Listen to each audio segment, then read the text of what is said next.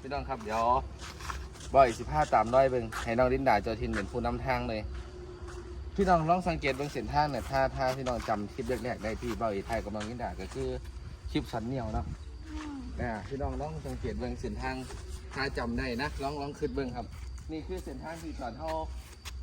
ลงน้ำกระดิ่งไปถ่ายคลิปสันเหนียวนะครับมื่อนี้เขากระสีลงน้ำกระดิ่งขึ้นกันแต่จะไปยังน้องลินดาสิพาไปเดี๋ยวคนไทยเมืองใครเป็นคนไทยเมืองอีกไทยเองโอ้ยเจ้าให้ไทยนั่นเขาลอยไทยทุกไหนที่พายเหือนติอันนี้สิเป็นบ้านพลศรีเดี๋ยวเขาสิไปแหมแม่น้ำกระดิ่งแล้วตอนนี้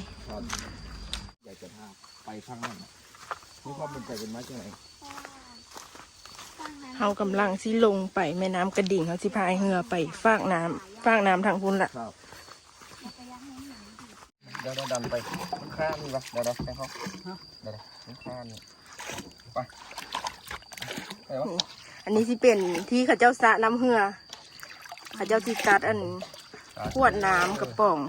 จ้ะก็คือจะถามเจ้านำกระดิ่งลูกดานขออนุญาตในการลองเรือถ่ายคลิปให้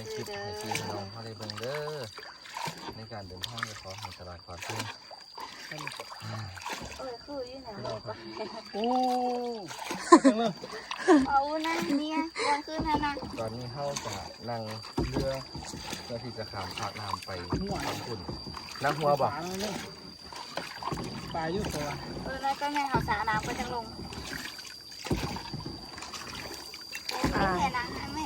เบื้องเขาไปเด้อไปเขาสิข้ามไปฟากพุ้นเขามาจากนี่เนี่ย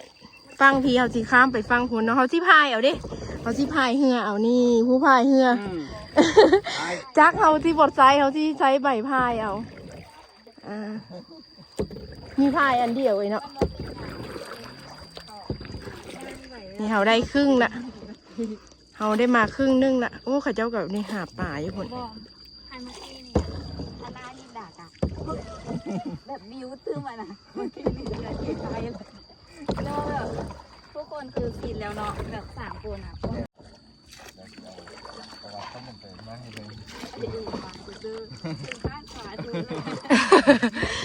โดดแล้วเด็บบริค้ามน้ำก็รู้สึกเหนื่อยไหมในการพายนะมันไม่ได้ใส่แข้งลายได้ครึ่งนึงแล้วเด่นนี่นะเอามานี่ได้ครึ่งนึงอ่ะทำได้ส่งมาได้มันบักได้ฮานาเนที่เขาจะพาไปที่เขาจะว่าที่ภาษาลาวอยู่แม่น้ำกระดิ่งเหรอเคยอยู่เด้เคยมานั่งกินข้าวอยู่เด้ใช่หรอเด็ดกินหนาหาเบิ่งว่าเสีย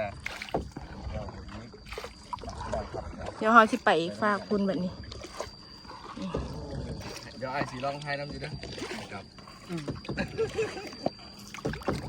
คือตอนนี้เขาพูดอยู่บอกว่าเป็นเงี้ยเหรอแจ้งเขาหลักตุกเดียว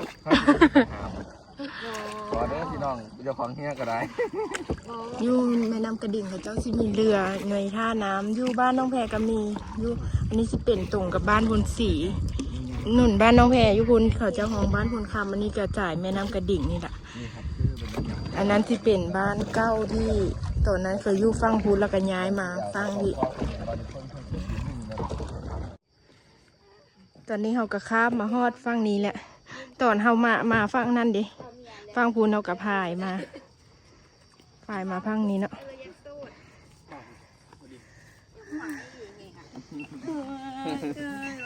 หากก็ออกมาจากฟังบ่พ่อยเขาเจ้าสิมัดมาฮอดเขาเจ้าสิมัดเรียนกันวันนี้แหละเขาจะได้ไปไกลบ่นี่มัดเรียนกันไว้แม่น้ำกระดิ่งเขาเจ้าสิมีเรือเด้ฝากคุณฝากพี่อันนี้เขาเจ้าก็มาให้มาสวนเขามาให้มาสวนส่งตุ๊กก็ได้ป่ะไว้น้ำเหือนเจอท่องแล้วไว้เหือนคนละป้องก็ได้มาจะป้องนึงเลยแถวนี้เขาเจ้าเฮ็ดสวนแล้วเนี่ยเนาะฟังพี่ต้นตอนนั้นมันจะเป็นหมู่บ้านเก้าได้แถวนี้เขาเจ้าละย้ายไปฟังคุณอยู่พลเจริญคือกันผลงามมันนะ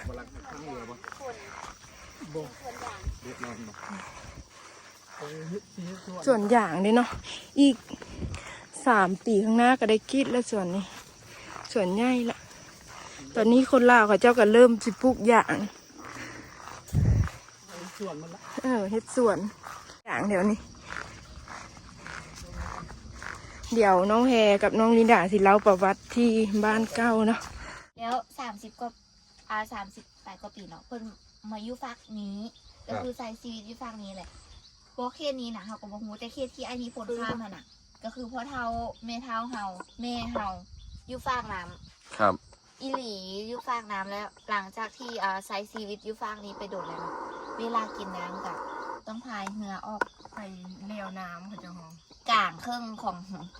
องแม่น้ำมันอ่ะ จังสาธิตให้เบิ่งไอ้สีชิมเบิ่ง เพื่อที่จะตักน้ำขึ้นมาเพื่อที่จะเอามากินมาใส่ ครับ ไอตอนนั้นมันก็บ่มีเครื่องเนาะมันก็เป็นธรรมชาติแบบ100% น้ำใสพร้อมกันกินน้ำแล้วเขาเจ้าของไทยเมยของ แม่น สาธิตให้เบิ่งไงเด้อถึงแม้ไม่กินก็สาธิตให้ดูหน่อยว่า วิธีเอาน้ำแล้วเนี่ยวิธีเอาไปตักเอาน้ำมากินน่ะเป็นยังไง อ่ะ เดี๋ยวตอนกลับพุ่นละ สืบประวัติต่อกัน แล้วหลังจากนั้นเนาะ30 กว่าปีหลังก็เพิ่นก็เริ่มย้าย ทุกคนเริ่มย้ายไปฝากคุณเพราะว่าฝากคุณมันก็มีทางเด้มีถนนหนทางเริ่มไปฮอดเวียงจันทน์แล้วก็ไปหลายๆบ่อนมันก็เลยสะดวกต่อการใช้ชีวิตอยู่ฝากนี้เนาะสิไปฝากคุณมันต้องข้ามน้ำข้ามอ่ะเขาก็เลยว่าย้ายไปอยู่ฝากคุณเลยจ้ะ ตอนนั้นคนฟังนี้เขาจะข้ามไปเข้าโรงเรียนฟังคุณได้เอง แม่น อืม เขาเจ้าเลยเองพากันย้ายไปฟัง ตะกี้ฟังคุณบ่มีบ้านเลยแมันบ่ อืม มีแต่น้อย น้อยแต่ว่าส่วนมากนี่คือเพิ่นอิงอาศัยอยู่แถบนี้ แม่น คือเต้นี่ไปฮอดอัน อ๋อ บ้านที่พลท่ายคีบุญน่ะเอง อืม เป็นหมู่บ้านเลยนะ อืม แล้วเขาเจ้าย้ายไปฟังพูนเมิดวันนี้ แต่ว่าฝากคุณแถวปักเสียช่องอินดี้ครอบครัวอินดี้นะเพื่อนก็ยังอยู่ฝากน้ำทางพี อื อยู่ได้ ม แต่ว่ามันมีแต่40-50 หลังคาเรือนที่อยู่ฝากพี อืม แล้วมันก็มีหมู่บ้านหลายๆหมู่บ้านอยู่ฝากน้ำทางพีมันก็มีขัวไม้ที่ข้ามไปฝากคุณมันก็ยังมีอยู่แต่ว่าคือบ้านทางเนี้ยเขาย้ายไป แล้วตอนนี้ที่เขามาพาเจ้ามาเนี่ย มันก็คือแต่ก่อนอ่ะ มันเป็นทุ่งนา ครับ มีทุ่งนา มีตู้บแล้วก็มีต้นไม้ มีมากม่วงมากโยมมากมีครบทุกอย่างเลย จำเฮียนครัวน่ะติผลไม้เฮียนตามบ้านคือจังบ้านเฮาเนาะ หลายแหงเนาะแต่ ต้น กี้ มะ เนาะ ขามตอนนั้นมาเอาตลอดเลยที่มาเก็บกี้อยู่ หลังจากที่เขาเจ้าย้ายไปแล้วนี่ ยังมีต้นไม้โรงเรือนบ่ แม่น อืม แล้วด้วยการที่มันหลายฟ้าหลายฝนเนาะมัน8-9 ปี อืม แล้วมันมีโซเชียลเข้ามา มันมีหลายๆสิ่งเข้ามาแล้วก็เขาก็บ่ค่อยลงมารีดน้ำนู่นนั่นนี่ละเขากะรู้ว่ามันสามารถปลูกมัน อืม เป็นรายได้ได้ อืม ปลูกอย่างเป็นรายได้ได้ เขาก็เลยเซาอันเฮ็ดนา อืม แล้วก็มาถ่ายคือที่เราเห็นนี่แหละเป็นส่วนมันต้นแล้วก็ อ่าๆๆ ส่วนอย่างเพื่อที่จะสร้างอาชีพแล้วก็สร้างเงิน ครับ ก็จะประมาณนี้ ก็คือเขาเห็นทุกมือนี่เลย แต่ตอนนั้นก็คือมีต้นมะพร้าว ต้นมะพร้าวมักน้ำนมเนาะ แล้วเขาพามู่เขาวานตีนต้นมะพร้าวแล้วอัน จังว่ามักน้ำนมเด้ตอนนั้นน่ะมาเอา ไอเอโฮประมาณน้ำนม อืม ของอย่างไท คน ย ไทยงงงัว ที่มันเป็นสีม่วงๆอ่ะนะ บักลาวอ่ะ โอ้แม่นสีม่วงๆแล้วในมันจิ้มแบบเป็นบุญๆอยู่เหมือนคล้ายๆอ่ะ คล้ายๆมังคุดนี่ป่ะ แสบอยู่ดิ อ่าน้ำนม มันบ่มีแล้วตอนนั้นมาเอาตลอดเด้วันเสาร์วันอาทิตย์ปิดโรงเรียนมากัน แล้วมันมีบ่อนปิกนิกพร้อมมันมีเป็นเดินหญ้าเขียวๆงามๆแล้วก็พากันมาปิกนิกได้พร้อมอยู่ฟากน้ำทางพีแล้วก็ตอนนั้นเนาะตอนสมัยเป็นผู้บ่าวน้อยสาวน้อยกะพากันมา มีผู้บ่าวมี มีอย่างมีผงแก้วมี มีน้ำมีข้าวพากันมาปิกนิกอยู่ฟากน้ำทางพีมวนได้แต่ตอนนั้นน่ะ มันบ่ได้มีบริเวณ แล้วก็โทรศัพท์กับบะมีนป่ะ ตอนนั้นบ่ได้มี มาเก็บกี้เสาร์อาทิตย์ กี้นี่คือหอยเย็นป่ะ ตุกกี้ที่พาไปคลิปนั้นเด้ ที่เราไปตุกกี้นั่นนะหอยกี้น่ะที่เราไปคลิปตอนที่เราไปน้ำกระดิ่งอ่ะนะ เอาเดี๋ยวนะครับพี่น้องครับนี่คือประวัติข่าวๆแล้วก็น้องลินดาก็ต่างได้พาผมขำมาฟังนี้พร้อมถือว่าเป็นครั้งแรกเลยมาปากกระดิ่งตลอด แต่ไม่เคยข้ามมาถึงฝั่งนี้นะครับวันนี้ก็ถือว่าจารึกไว้ในประวัติศาสตร์คือครั้งแรกในชีวิตของบ่าวเอ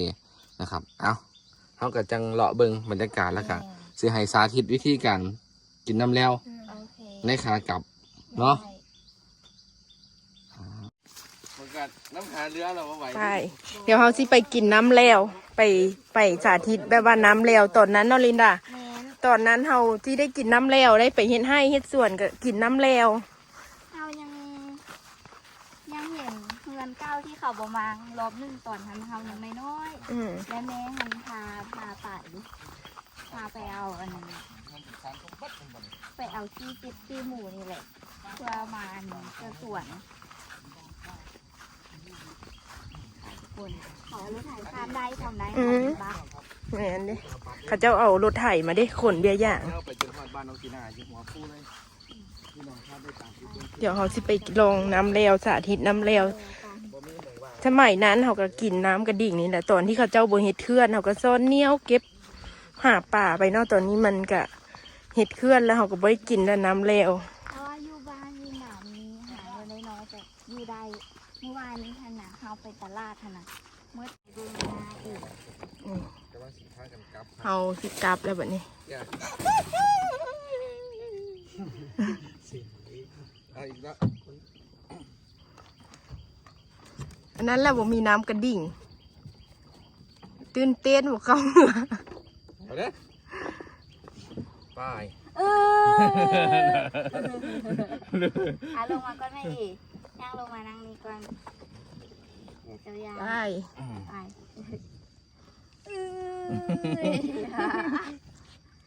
นี่นะทุกคนแป๊บเดียวก็ฮอดนี่ จับกล้องให้ บรรยากาศ เขากำลังสิกลับเดี๋ยวเขาไปทดลองน้ำแล้วตอนนั้นเขาก็กินน้ำแล้ว กดรถน้ำแล้ว เดี๋ยวให้น้องลินด่าเพื่อนทดลองให้เบิ้งเนาะตอนนั้นเขาโมมีเคลื่อนเขากินน้ำแล้วดิ จักกะเริ่มอะไรกันบ้าง อืมเดี๋ยวเขาสิน้ำแล้วเนาะตอนนั้นเขาสิกินน้ำแล้ว นี่ น้ำแรกก็คือสมมุติว่าอันนี้เป็นจอก อืม สมมุติอันนี้เป็นจอก นี่คือมากลางน้ำกระดิ่งสิครับนี่คือน้ำกินในสมัยก่อนที่ก่อนที่สิมีเขื่อนเขาเจะกินแล้วนี่แมันบอก แม่นแล้วก็สิสมมุติว่าอาหารขึ้นมาอืม ใส่เลย สิแล้วก็มาให้ใส่กระตุก สมมุติว่ามาให้ใส่กระตุกจะสิ แล้วก็กินหรือว่าตักได้กะกินได้เลย กระตุกนี่คือเอาให้ไปกินที่บ้าน แม่น โอ้ สมมติว่าอยากน้ำอยู่บ้านสิเบิร์แล้วกะพายเรือออกมากลางแม่น้ำแล้วก็มาตักเป็นทีแหละ เอาใส่กระตุกไปหิ้วไปจังสินะไปใส่ไหตอนนั้น มีไห อยู่กลางแม่น้ำเลยเอาไปดูที่เพิ่ง ลองเดี๋ยวโอ้ตัวมือนี้บแนะนำมันบ่ ซึ่งมื้อนี้บ่แนะนำ มันมีสาร เพราะว่าสารเคมีอยู่เขื่อนพี่น้องค เอา รับ เฮ็ดเคลื่อน นั่นเขื่อนอยู่หันเลยอยู่ภูเขาลูกนั่นเลยได้ครับเนี่ยอยู่นั่นเลย นี่อันนี้จะเป็นสายน้ำกระดิ่ง อันนั้นเรื่อง บ้านน้องแพรอยุพุ่นตรงกับอันนี้จะเป็นท่าน้ำพลสีเนาะนี่ใส่ได้น้ำนี่เย็นพร้อม ตอนนั้นที่มาเก็บตุกกี้อยู่นี่แหละกี้กับตัวเนี้ยว กินน้ำดื่มเอา เดี๋ยวเขาจะข้ามไปฝากมูลพุ้นเนาะพายเหือเอาดิ ทั้งสมัย พายเหือเอา ก็ยังมีความดังเดิมอยู่ เขาขึ้นมาฮอดแล้วแบบนี้นี่ย่างลงเต้พุ้นแล้วไปฟังพุ้นแล้วก็กลับมาอีกอืมนี่เดี๋ยวฝากติดตามซ่องน้องแพรสาวลาวเด้อกับซ่องน้องลินดาแล้วก็ บ่อยบ่ พิมพ์งานบ้านนาเนาะเดี๋ยวคลิปนี้น้องแพรก็ขอจบคลิปไป เดี๋ยวเราจะไปลุยคลิปต่อ